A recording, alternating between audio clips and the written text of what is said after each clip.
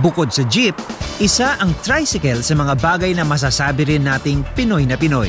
Kahit saang barangay ka kasi makarating sa Pilipinas, makakakita ka ng tricycle. Alam nyo ba na ang tricycle ang isa sa dahilan kaya napunta sa Pilipinas ang Japanese motorcycle brand na Kawasaki? Ako si Paolo Abrera. At ako si Prof. M. At ito ang Show for Riders and Soon to be riders. Ito ang Ride Mo To.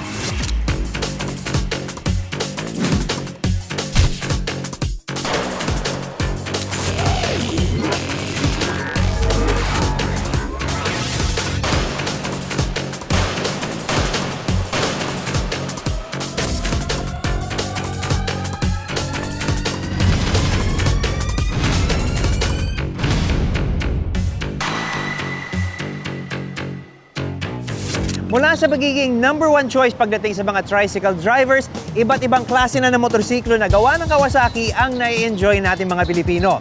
And to mark the brand's 50th year here in the Philippines, dalawang motor ang gusto nilang ipakilala sa atin.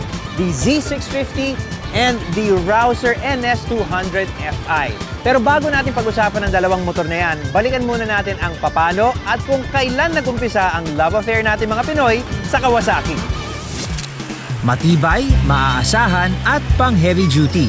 Ilan lang yan sa mga katangian kaya nakilala at nagustuhan ng mga Pinoy ang mga motorsiklong gawa ng Kawasaki. Itinayo ang kumpanyang Kawasaki Heavy Industries Limited noong October 15, 1896 sa Tokyo, Japan. Ipinangalan ng kumpanya sa founder nitong si Shozo Kawasaki na isang kilalang industrialist at shipbuilder. Mula sa paggawa ng mga barko, unting-unting lumago ang kumpanya hanggang sa gumawa na rin sila ng mga tren, heavy equipment, eroplano at motorsiklo. Taong 1968 nang makipagpartner ang Pilipinong negosyante na si J.V. Del Rosario sa Sakata Shokai Limited.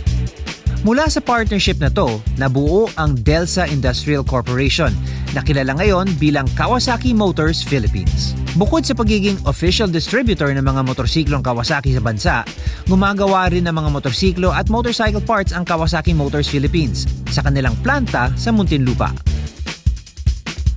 As a company, I would say that Kawasaki is an organization composed of employees who are gifted with talent, good skills, good values, and whose aim is to support the company's objectives, knowing that each one's work contributes to the success of the whole company. KMPC employees strongly able to professionalism, integrity, and teamwork. My dream is for Kawasaki Philippines is to continue to achieve more than what it has already done in the past. Compete against our last best performance is a mantra that we live by. And therefore, we stretch ourselves and also support each one in order for us to give a better performance every year. Knowing that our good performance equal to producing quality motorcycles coupled with superb service. Ito ang Kawasaki Z650 at sa itsura pa lang, mapapanganga ka na. Pero nakakagulat ang Z650 because despite its very aggressive exterior, magaang siyang dalhin at madaling imaneho, mapa-highway ka man or city streets.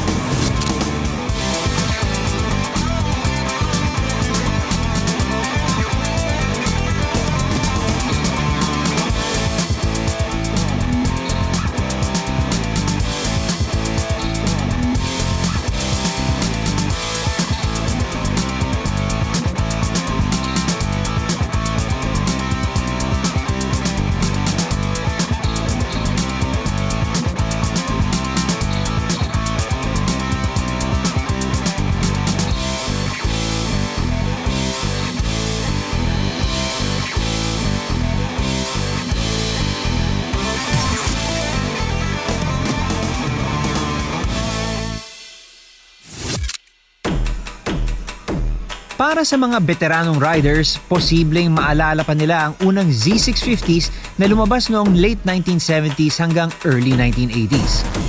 Pero mas malakas ang updated version ng motorsiklong ito At kung mahilig ka sa naked bikes, siguradong magugustuhan mo ang Kawasaki Z650.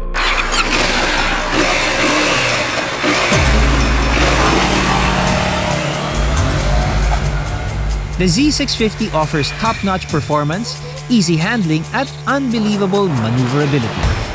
Thanks to its 4-stroke parallel twin engine at 6-speed transmission.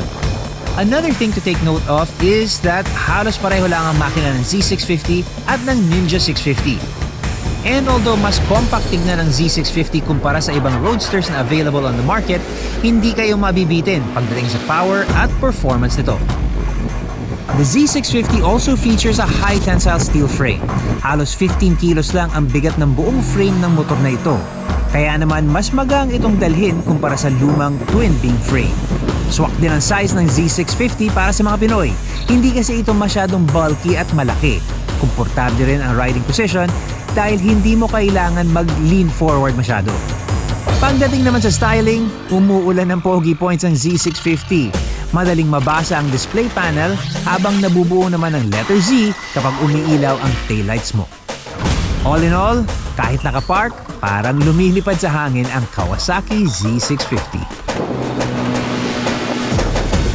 Para sa mga Kawasaki fans na pamilyar na sa mga early ER6 models, the Ninja 650, even the current model, this is pretty much the same platform. Although this time medyo nirestyle siya and presented in a naked street bike sort of presentation.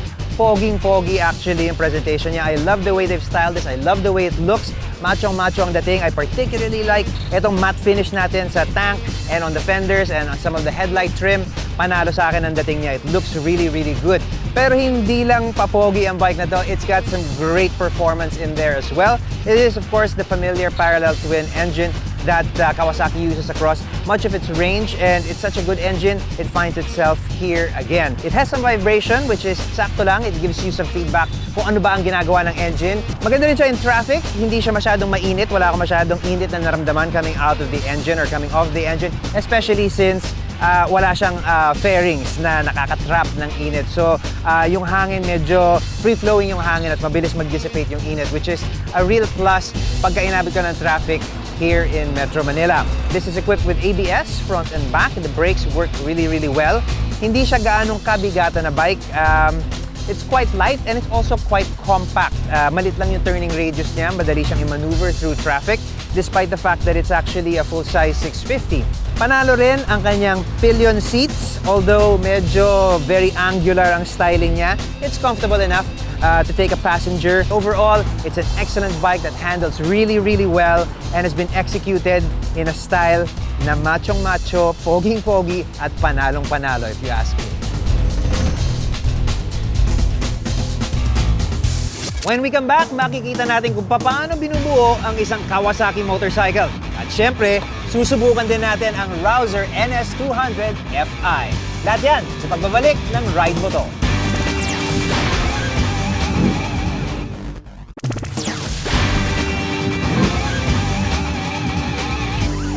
Dito sa Kupang Muntinlupa, matatagpuan ang planta ng Kawasaki Motors Philippines. Kada buwan, 18,000 motorsiklo ang lumalabas mula sa plantang ito. Patunay kung bakit isa ang Kawasaki sa mga nangungunang motorcycle manufacturer sa bansa.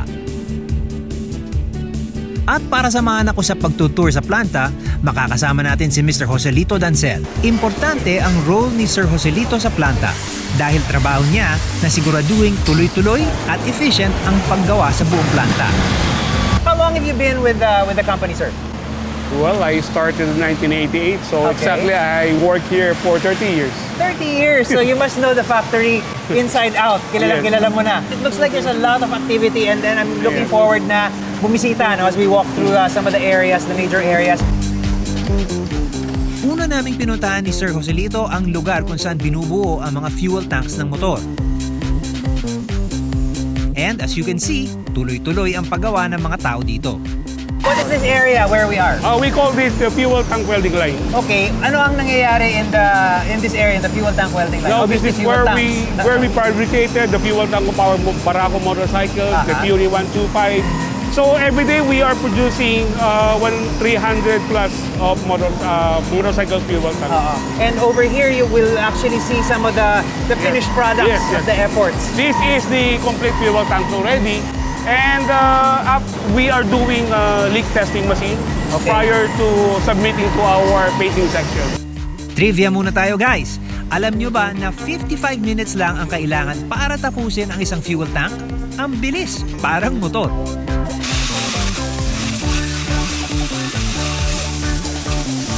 Sir, dito tuloy ang ating plant tour. Ano naman tong area that we're approaching now? Paolo, ito na yung ating frame welding line. Okay, very interesting tong area na to sa akin. Ha? What happens here, sir? Actually, this is where we assembled our complete frame of our motorcycles. So we have two motorcycles that being fabricated here in this area. One is the Barako and one is the Fury. Semi-automatic ang assembly line dito. Pero hindi aabuti ng 10 minutes at tapos na nilang gawin ang frame ng isang motorsiklo. So ito, naglilinis na sila ng mga welds. Yes, this is the final cleaning and then inspection. And then after that, we will proceed with the boring machine. And then after the boring machine, we will go to the frame alignment.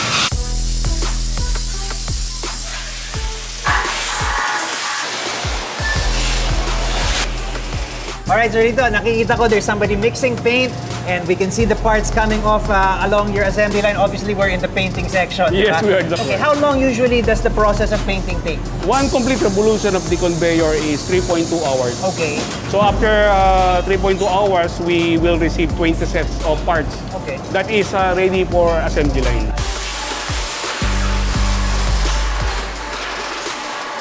Ngayon naman, pupunta tayo sa pinakapaborito kong area sa planta, ang engine assembly area. Dito binubuo ang mga makina na nagpapatakbo sa mga iba't ibang motorsiklo ng Kawasaki. At alam nyo ba, puro babae ang nagtatrabaho dito. This is a 100% female section. That's very interesting. Bakit? Female are more focused compared to male. Okay. Male are more stronger and much faster. Okay. But when we are talking about quality, we have to assure that there will be no mistake. Okay. So ang nakikita natin binubuo ngayon, sir, anong mga engines yan? We have two engines being assembled here. One is Barako, another one is the Fury 125. Right, okay.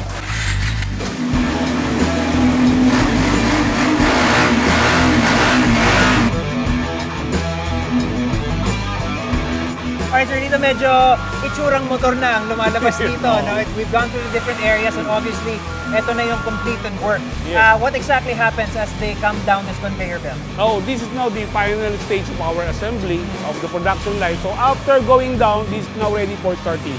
Okay. We will do the quality control, the final Okay. QC. Pagkatapos ng lahat ng prosesong dinaanan natin kanina, dito sa finished goods area dinadala ang lahat ng nabuong motorsiklo.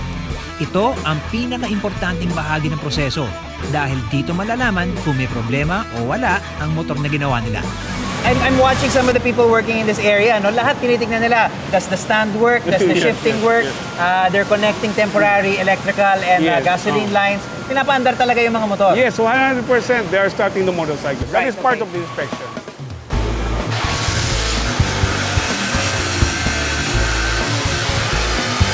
And then from here, lumalabas na siya and it's ready for pickup. Yes, By ready for distributor. pickup, ready for delivery to our dealers. Alright.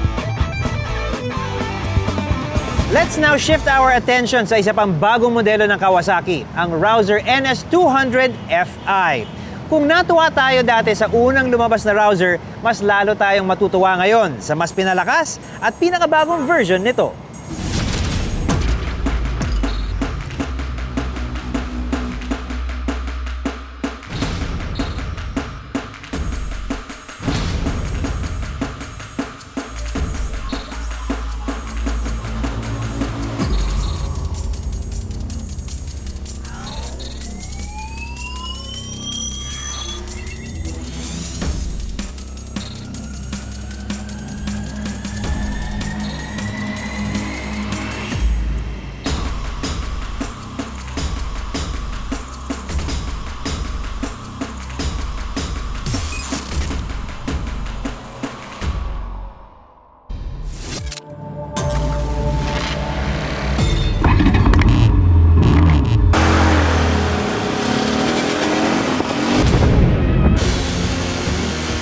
Nang unang dumating sa bansa ang Kawasaki Rouser, pumatok kaagad ito.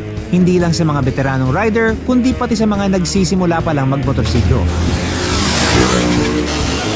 Parang big bike na rin kasi ang feel nito, pero at an affordable price range. And then, here comes the Rouser NS200 Fi. Equipped with fuel injection technology, mas naging fuel efficient din ang bagong Rouser without compromising on power and performance. At dahil mas fuel efficient, perfect sa long rides ang bagong Rouser. Malakas din itong bagong Rouser dahil sa ito ay 200cc na. Ito pa ay may feature na DTSI or Digital Triple Spark Ignition System. Dahil dito, mas smooth ang power delivery ng Rouser NS200 Fi. Pagdating naman sa forma, hindi ka mapapahiya sa bagong Rouser. Machong-macho ang styling nito at siguradong mapapalingon ang mga kasabay mo sa kalsada. Kung meron man akong suggestion, mas okay sana kung may gear indicator ang bagong Rouser. Pero kung pagbabasehan mo ang performance at price range nito, wala ka nang mahihiling pa siguro. When it comes to the Rouser NS200 Fi, yes, it's a 200cc bike. It's a little bit smaller in terms of displacement compared to the Z650, pero hindi ka mabibitin, especially when it comes to performance, styling, and of course, yung addition of the fuel injection feature. So marami na sa atin ang humanga at nagmahal na sa first generation of Rouser. Simpleng-simple ang kanyang instrument cluster, very sporty ang styling. Medyo hinanapan ko lang sana siya ng gear indicator, but that's something that you can add on as an aftermarket accessory. It does have a shift light, so very sporty rin ang dating. Pag umaabot ka na into the red line, sumisindi na yung shift light, reminding you that you need to shift up a gear. The shifting is very, very smooth actually on the Rouser NS200 Fi. Konti lang ang vibrations that's coming from this single-cylinder water-cooled engine. It's got rubber foot pegs, so yung vibrations niya doesn't make its way into your feet. Medyo hindi magmamanhid yung feet mo on your longer rides. Now, speaking of longer rides, malapad at maganda ang kote ng upuan ng Rouser 200 NS or NS200 Fi, I should say. Bagay na bagay siya for long ride. Very comfortable also for your pillion passenger. I will mention na medyo mas bagay siya sa medyo mas matangkad na tao. It's a little bit of a taller bike. Kahit na 200cc lang siya, malaki yung dating niya. It looks quite big. It looks impressive. The Rouser NS200 Fi has gotten even better with the addition of fuel injection. Mas lalong tumipid na siya ngayon at mas lalo pang gumanda ang kanyang performance. When we come back, makikitambay tayo sa ilang mga Kawasaki enthusiasts. Marami pa kayong aabangan dito lang sa Ride Mo To.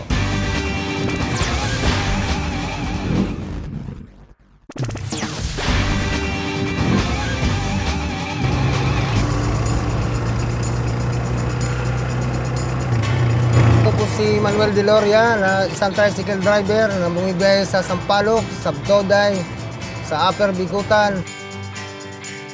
Noong ako po ay nagsimula mag-tricycle, ang ginagamit ko po ay Kawasaki SG3. Ginamit ko po yun sa loob ng 16 years. At ngayon po, ginagamit ko po itong barako to dahil po noong una pa po, tiwalang-tiwala po talaga po sa Kawasaki. Namatay po yung asawa ko noong 2007. Wala pong akong katuwang kundi itong Kawasaki. Dahil po sa Kawasaki, natapagtapos ko po ang aking 3 anak. Malaking pasalamat ko po sa Kawasaki, lalo na po itong barako to. I am Franklin De La Cruz. I am a sales and marketing executive. Itong motor ko ay isang Kawasaki Bajaj Rouser 135. Kawasaki 135 ko, gamit ko siya daily in going to work. So, bahay, office, then I have to meet clients in different areas.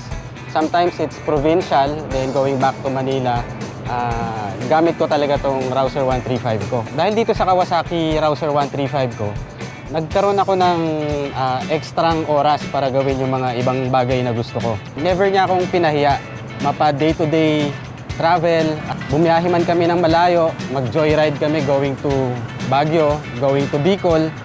Never siyang pumalya eh. 7 years, sulit na siya. Isa pang masasabi ko na pag naka-Rouser 135 ka, parang mas pogi ka compared sa ibang bike.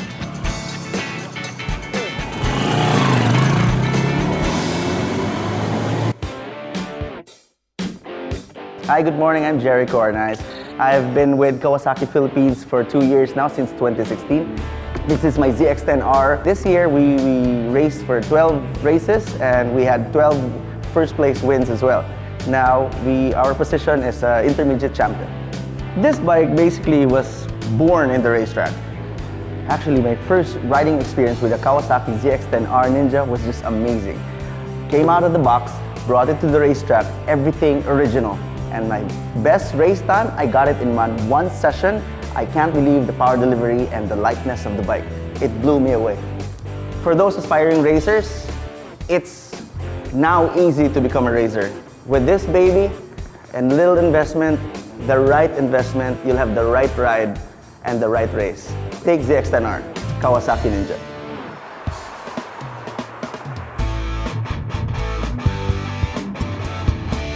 The Welding Kawasaki crib, you can see all the products of Kawasaki big bikes here. Kawasaki is the #1 selling big bikes in the Philippines. We're selling the parts, services, the accessories. We're also catering for financing. We're offering at a very low financing schemes, low monthly amortizations, and you can easily get one. Welding has the most number of cribs. That's why we are the #1 Kawasaki big bike dealer here in the Philippines. We're the only one who has the Kawasaki H2R. It's a 300 horsepower bike. Actually, right now, it's the first supercharged bike in the whole lineup of Kawasaki, even of the other brands of motorcycles. Ang Kawasaki Crib ay ang ultimate man cave. Bidang-bida rito ang mga pinakapoging bikes, pero hindi lamang ito isang typical showroom. Kilala rin ito para sa service area for all your bike needs. At syempre, meron din itong lounge area kung saan pwede kang makipagkilala sa iba't ibang riders. Pag nandito ka, siguradong ramdam mong parte ka ng Kawasaki family.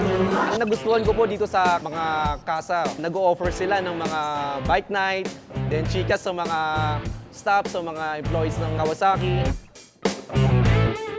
Tambay night, dito natin nakikilala yung mga other group, especially yung other bike ng Kawasaki. Kaya napakaganda itong tambay night na ito para magkasama-sama lahat ng grupo.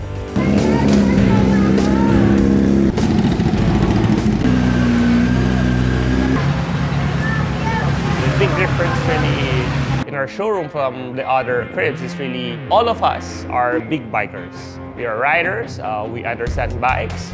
We understand our customers, what do they want, what do they need. I think it's better for everybody to visit our showroom, feel our hospitality, service team, my salespeople, and then you might understand what we're trying to offer to you.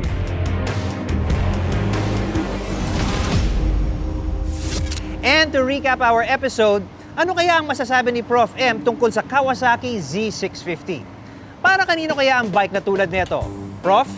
Itong Kawasaki Z650 na to is specifically designed for those who love their individual freedom. Yung mga solo riders, kumbaga, but not necessarily love going alone. Mahilig ka rin sa mga kasama. Pero deep down inside, ikaw yung mahilig sa individualism, independence, kumbaga. And one of the things that make that mark of independent, individualistic riders is normally naked bikes talaga. Mahilig sila sa formang nakikita lahat yung mga parts sa loob. That's what differentiates this bike, the rider for this bike, and other riders. It's made for long rides, yung mga raratrat ka hanggang pagudpod. And also a little bit of on the aggressive side, if you know what I mean. Pero syempre, ingat lang lagi. Safety first. Now, kung naghahanap ka naman ng something more affordable than the Z650 big bike, eto naman ang Kawasaki Rouser NS200 FI. FI meaning fuel injected. Ibig sabihin niya na matipid siya. Tapos since 200cc lang yung makina niya, then mas matipid pa siya lalo. But it doesn't compromise on power and speed. You have all of that in a nice little all-around package. Pwede siya pang city, pwede pang long ride, at pwede pa rin siya pang track. Diba? Trip na trip yon. At tingnan nyo naman yung forma. Naked, hubad din siya, kitang-kita hanggang loob. Gwapong-gwapo, just like the rider, di ba? So if you're one of the kind of riders na mahilig sa ganung bike, ganung performance with a affordable package. So, hindi ka magkakamali dito sa Kawasaki Rouser NS200 Fi. What are you waiting for? Let's ride na! Guys, kailangan muna namin magpaalam ni Prof. M sa inyo. Pero sigurado kami next week, mas matindi pa ang ipapakita namin sa inyo dito lang sa Ride Mo To. Sa ngalan ni Prof. M na busy ngayon sa kakaisip ng mga bagong eksperimentong gagawin niya sa mga motor. We'll see you guys next week. I'm Paolo Obrera. Tara, let's ride na!